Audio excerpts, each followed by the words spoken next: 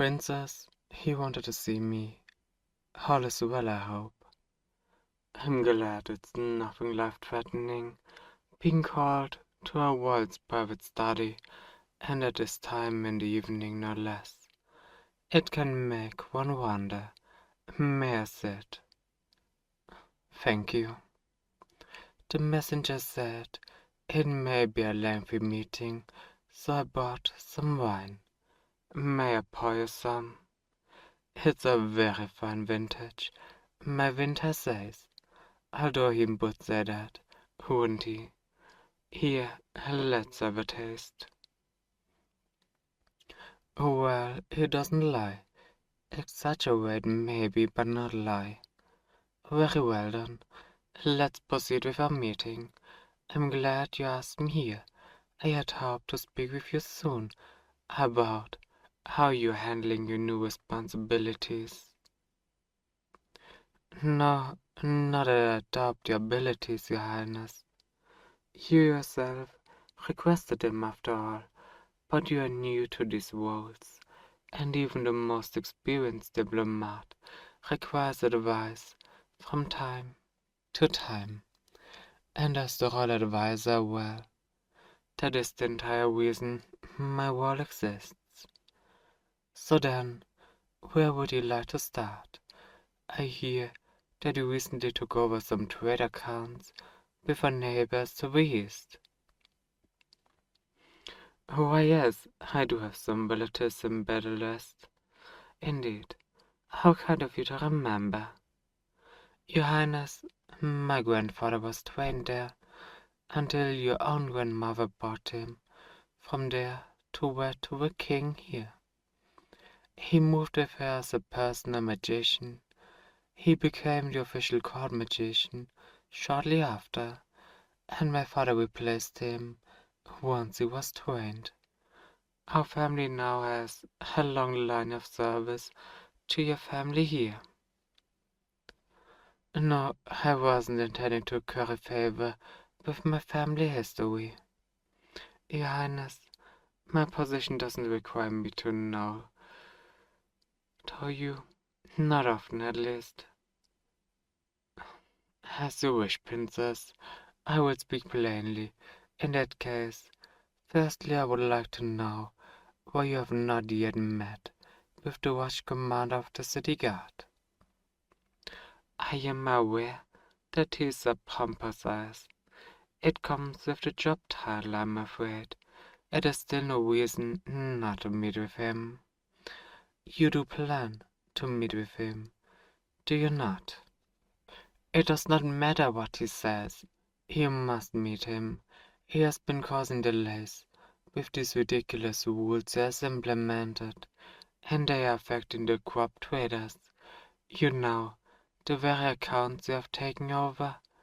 It will not be a pleasant meeting, to be sure, but you must make him aware of the issue it causes.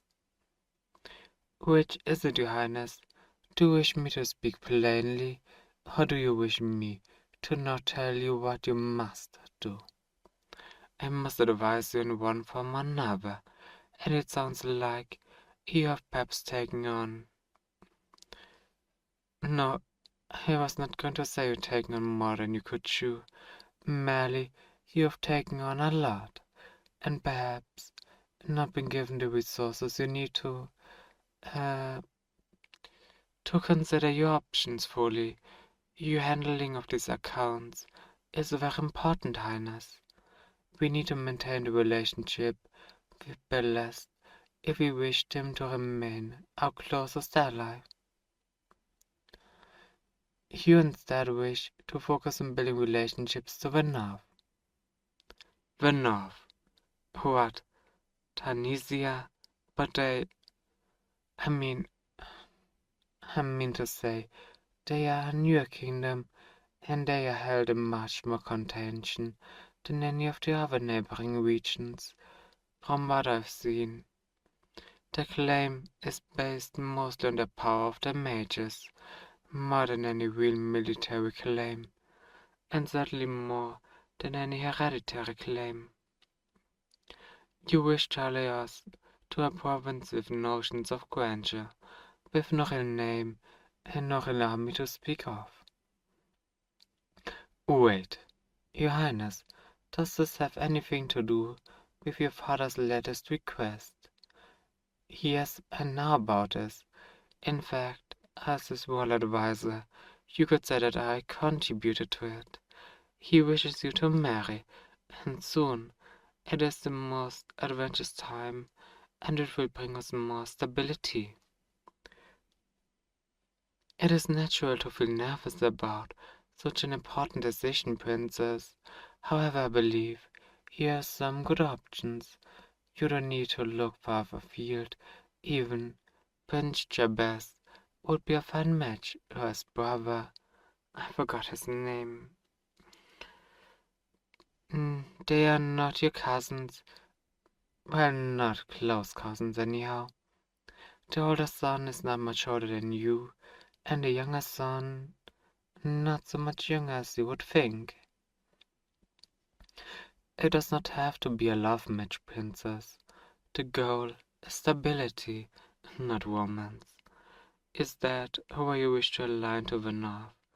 You desire the Tansian prince of mages and not much else. Why not, you ask? Why not? Because it's not a good match. You would often your close neighbors cut off a lot of our trade with them, and align us with a kingdom who would depend on our wealth and resources. The Tansian boy would arrive in court with his oh so clever northern trained magician, and how, and just like that, you've doomed our kingdom to instability and financial ruin. And all because you think the princess what? Hot. You've met a man maybe twice. What? You you've invited the prince to the upcoming ball. You remember that you are particularly susceptible to magical influence, princess, and yet you think the prince of mages is the one for you. Do you mean to offend me? You think my disagreement is sour change, and what would affect my family's wealth? The mage? Oh, that is a step too far, princess. You insult me deeply. If it's one thing to insinuate that I would be influenced by my family's connections to Belest when it was in the royal family, that is enough of a slap in the face. But to suggest that my protestations are because of jealousy, that a foreign mage may take my rightful place as royal magician once my father passes. You know what? Maybe I've had enough of your interference, little while, and maybe you're correct. Just a little. Once you started demanding to meddle in royal affairs. I knew I had waited too long to have you married off. I would have had you wed to Jabez, and you and your old man husband would have been out of my hair for good. But no, it's too late for that now. Luckily, I know exactly how I will fix this. In fact, it may turn out even better than I planned. But I'm going to require your help. Oh, I'm not asking. Where do you think you're going, princess? Running off to inform the king? I think not. Tuak Habe. Oh, good. You can run away now, can you? Does it feel as though your feet are rooted to the ground? Uh, don't you scream. Not unless you want me to take away your ability to speak too. Oh yes, a little bay leaf and markworth in the wine, combined with your natural attunement to magic. I can have you under any spell I want. Let's try a potted obadiah. Close your mouth. Open your mouth. Put your hands behind your head. Oh yes, This will do nicely. Will you listen to me now, princess? Not. Perfect. Put your hands down by your side again. Close that stupid little mouth. Why did I not think to do this sooner? You've been a real pain in my behind from the first, and this would have been so much easier. You're like a little puppet. Now look at me. Yes, there you are. Not a leader, not a fighter, a scared, silly little girl that needs someone telling her what to do. Oh, what is this fierceness in your pretty eyes? It's all right to admit you were wrong. That's what I'm here for after all. I will give you all the advice you need. No, don't speak. You've done enough. Time for someone who knows what they are doing to take over. So, you've invited the young prince of Tunisia to our halls, with the intent of offering fellowship for marriage. I'm sure he would jump at the chance, princess. You are the heir apparent, so he would come to live here. He would surely bring that blasted mage of his with him. His sister will be on the throne in Tunisia, and he would be pulling the strings here. Once his mage realizes just how much easily influenced you are for magic. You wish to argue, princess? Your current inability to rather proves the point, don't you think? I heard from my father the king and queen's difficulties in conceiving you was an open secret. It isn't hard to assume they used some magical aid to bring you about, and thus your vulnerability to magic isn't that a leap of logic. Once Tunisia knew that, they would absolutely take advantage of that. Tell me